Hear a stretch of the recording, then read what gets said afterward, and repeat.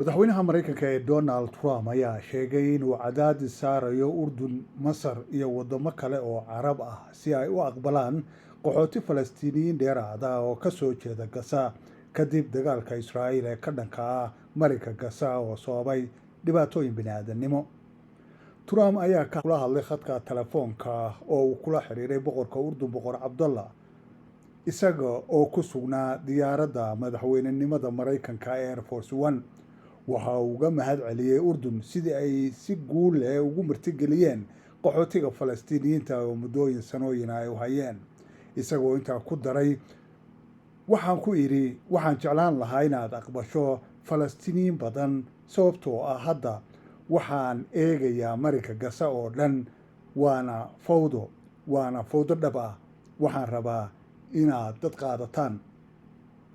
sidoo kale Trump wuxuu yiri waxaan rabaa inaan Masar ay dad qaadato sidoo kale, isagoo sheegay inuu qorsheynayo inuu maanta oo Axada uu la hadlo madaxweynaha Masar Abdul Fattah al-Sisi. haddaba bal waxaynu dib u milcsan doonaa madaxweyne Trump ujeedooyinka uu ka leeyahay Falastiin iyo arrimaha la xiriira waqtigiisa labaad ee hadda iyo weliba waqtigiisii hore. bal aynu dib isugu soo laabanno.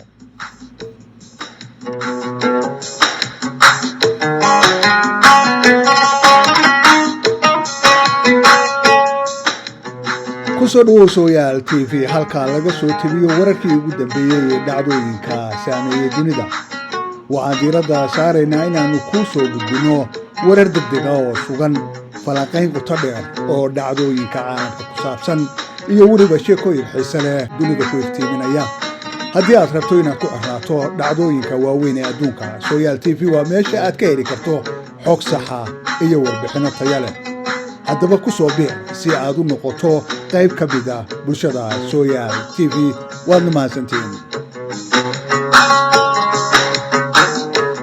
aad mahadsantiin isu soo noqod wanaagsan. waa Sooyaal TV, barnaamijkeennii ayaynu geli doonaa ku saabsanaa haddii aad filayseen madaxweyne Donald Trump uu noqdo kii joojin lahaa dagaalada bariga dhexe. eeg waxaa maanta ka socda daanta galbeed. korfayn daba kala soco Sooyaal TV. qof kasta oo filayay in madaxweyne Donald Trump uu noqon doono madaxweynihii Mareykanka ee joojin lahaa dagaalada bariga dhexe waa inuu eegaa waxa hadda ka socda daanta galbeed ee la haysto, iyadoo la yaab ka muujiyeen muuqaalada boqolaal dagaalyahan oo Xamaas ah oo si wanaagsan u labisan baabuurta quruxda badan ee ku hareeraysan gaadhiga samafalka ee bisha cas ee lagu siday 3 maxbuus ee Israa'iil ee ugu horreeyay ee la sii daayay. ciidanka Israa'iil ayaa si aan waxba la iskula harin u burburiyay magaalada Jiniin, iyagoo muujinaya caro ay ka qaadeen 15 bilood ee dagaalka aan kala joogsiga lahayn ee ay ku hayeen marinka Gaza.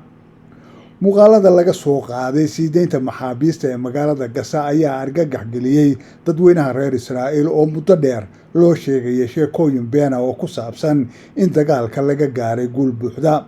kadib 1 sano iyo 4 bilood oo indhaha dadweynaha lagu buuxinayay macluumaad been abuur ah oo ku saabsan sheekooyin guul iyo argoosi ku salaysan. dadweynaha Israa'iil waxay ka arkayaan Gaza sawirada baabuurta quruxda badan ee dagaalyahanada Xamaas iyo Gaza oo ka soo kabanaysa burburka, ayuu yiri suxufi reer Israa'iil ah. si kastaba ha ahaatee, weerarka dhulka ee ballaaran ee lagu qaaday xeryaha qaxootiga ee daanta galbeed ayaa ahaa mid hore loo qorsheeyey oo si gaara loogu talagalay inuu wasiirnimada ku sii joogo Bezalel Smotrich, wasiirka maaliyadda ee midigta fog ee Israa'iil, oo isku tilmaamay ergeyga aan rasmiga ahayn ee daanta galbeed ee la haysto. qodob kale oo Smotrich loo ballan qaaday wuxuu ahaa ballanqaadka in isbeddel lagu sameynayo hoggaanka ciidanka.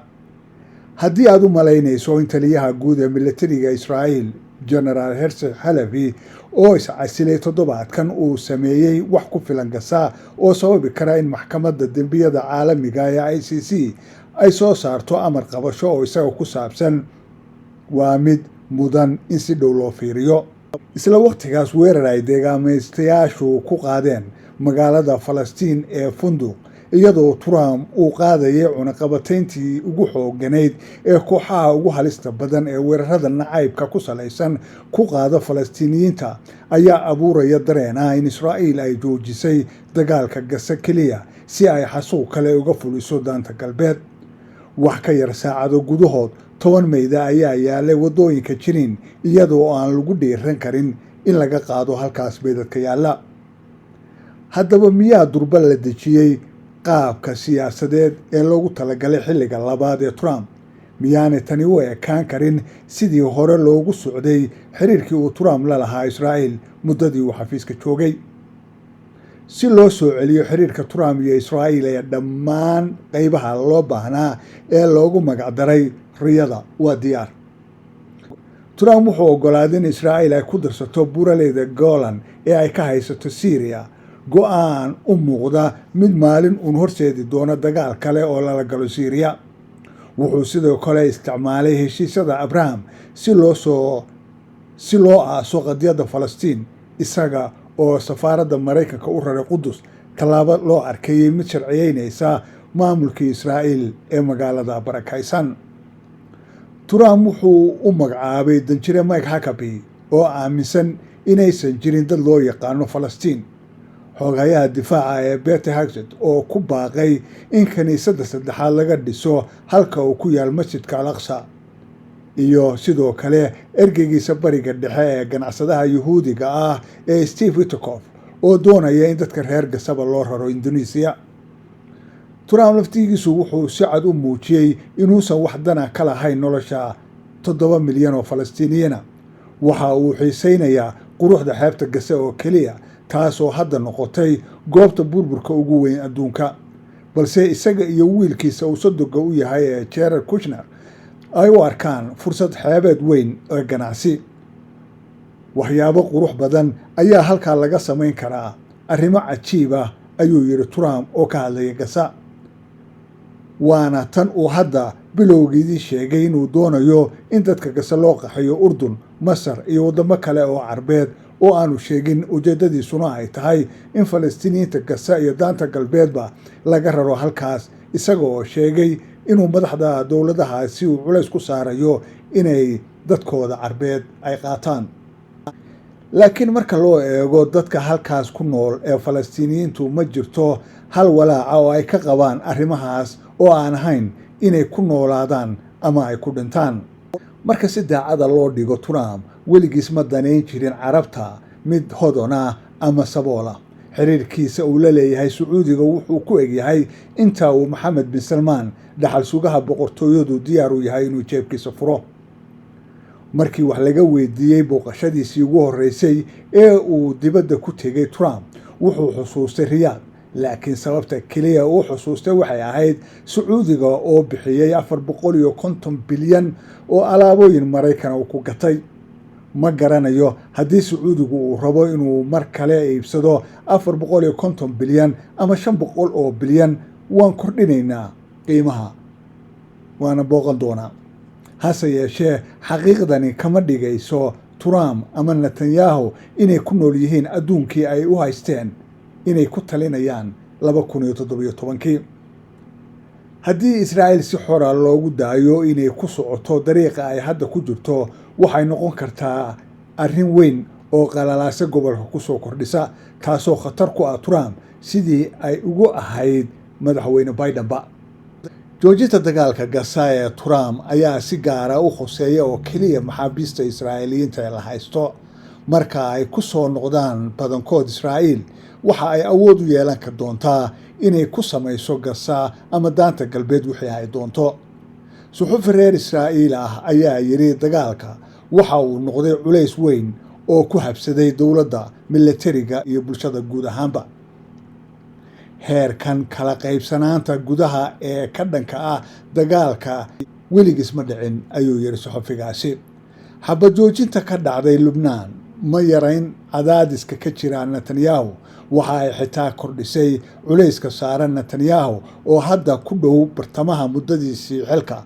ra'iisul wasaaraha wuxuu og yahay in haddii uu sidan u sii socdo uu ku dhammaan doono guuldarro doorashadiisa xigta.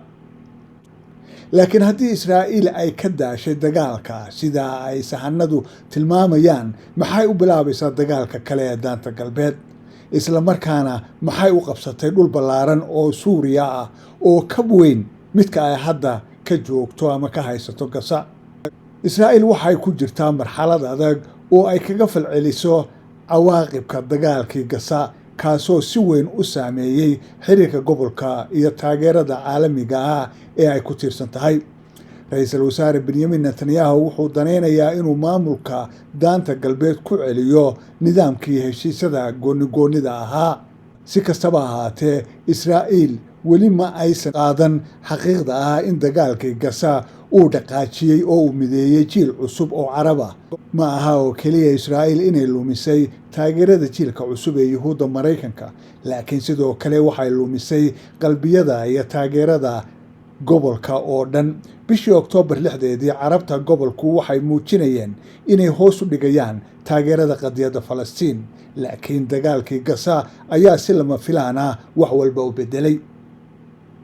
dalalka sida Sacuudiga iyo Imaaraadka Carabta oo hore u muujiyey xulafaysi Israa'iil waxay indhaha ka qarsanayeen qadiyadda Falastiin, iyaga oo diiradda saarayay danahooda gaarka ah.